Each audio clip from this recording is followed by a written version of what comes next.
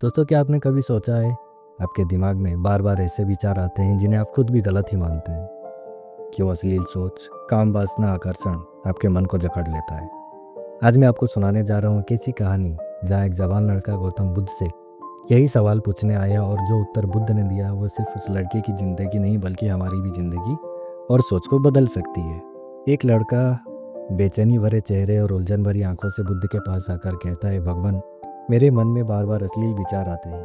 काम वासना मुझे चैन नहीं लेने देती।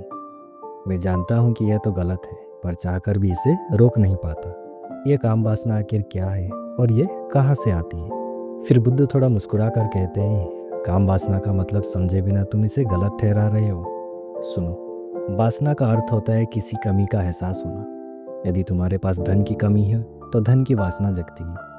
यदि सम्मान की कमी है तो सम्मान की वासना जगती है। और यदि शारीरिक और संबंध की आवश्यकता की कमी होती है तो काम वासना जगती है।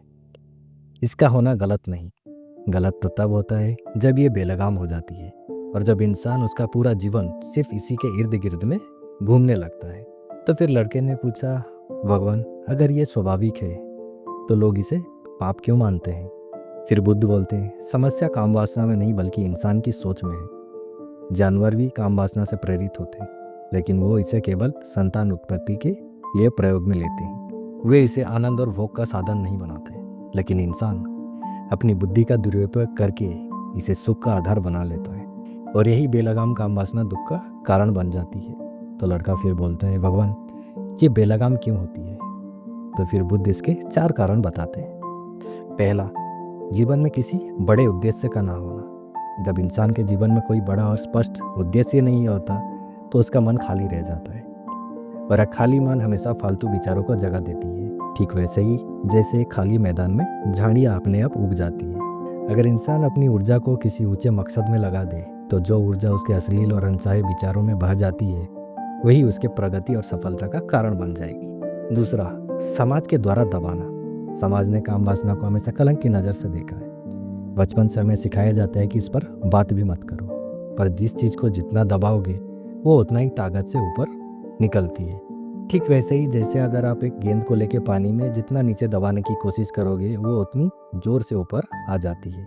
समाज ने इसे गेंदा कहकर छिपा दिया, पर सच ये है कि यह तो सिर्फ इंसानी स्वभाव का एक हिस्सा है। गलती तब होती है जब इसे दबाने की बजाय सही दिशा और समझ ही नहीं दी जाती। तीसरा, विचारों के प्रति अज्ञानता।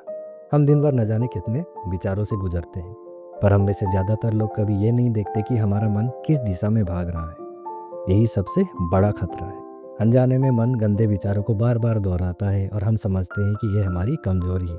अगर हम जागरूक होकर अपने विचारों को दिखाना शुरू कर दें तो आधे विचार वैसे ही गायब हो जाएंगे। मन को पकड़ना और उसे समझना ही सही समाधान है। ध्यान का असली उद्देश्य यही है कि मन को देखो, समझो और उसे सही दिशा दो। चौथा, भोग की आदत। इंसान की सबसे बड़ी भूल यह है कि उसने हर चीज़ को सिर्फ भोग और आनंद का साधन मान लिया है। खाना अब सिर्फ पेट भरने का साधन नहीं रहा बल्कि स्वाद और लालच का आधार बन चुका है। ठीक वैसे ही पैसा सिर्फ ज़रूरत पूरी करने का साधन नहीं रहा, ये अब दिखावे और असीम इच्छाओं का साधन बन गया है। और यही इंसान काम वासना के साथ भी करता है। यह सिर्फ क्षणिक सुख का साधन मान लेता है, पर समस्या यह है कि सुख की भूख कभी खत्म ही नहीं होती। जितना पाओगे उतना और चाहोगे। धीरे धीरे यह भूख इंसान को अंदर से खोखला बना देती है। तो काम वासना को दबाना नहीं है, उसे साधना है। जब जीवन का उद्देश्य बड़ा होगा, जब तुम अपने विचारों पर सजग रहोगे, तो यही ऊर्जा रचनात्मक बन जाएगी। याद रखो, काम वासना इंसान को नीचे गिराती है, लेकिन वही ऊर्जा जब नियंत्रित होती है तो इंसान को महात्मा बना देती है। तो बुद्ध ने कहा, वासना तुम्हारा पतन भी कर सकती है और उत्थान भी। यह चुनाव तुम्हारे हाथ में है कि क्या तुम इसे तुम्हें गुलाम बनाने दोगे या इसे साध कर महान बनोगे।